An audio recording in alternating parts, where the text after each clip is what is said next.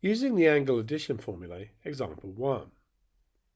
Using an appropriate angle addition formula, find an exact value for sine 75 and then cosine 105.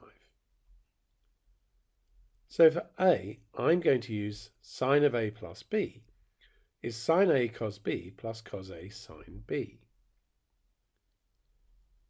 So we're looking at the sine of 75. Let's do that as the sine of 45 add 30, which gives me sine 45 cos 30 plus cos 45 sine 30, just substituting the angles in for A and B up here.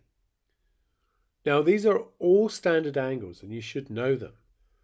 So sine of 45 is 1 over root 2, or root 2 over 2 if we rationalise the denominator. Cos 30 is root 3 over 2. Cos 45 is root 2 over 2. Sine 30 is a half. So that gives me root 6 over 4 plus root 2 over 4, putting the fraction together, is root 6 plus root 2 over 4. Now let's look at the cosine of 105.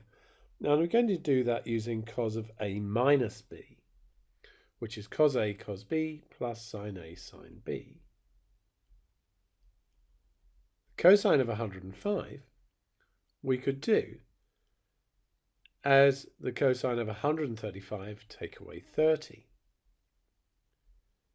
which is cos 135 cos 30 plus sine 135 sine 30.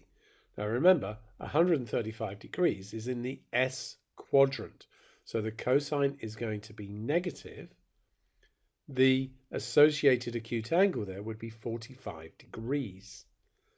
So that one is going to be negative root 2 on 2. The cosine of 30 we know is root 3 on 2.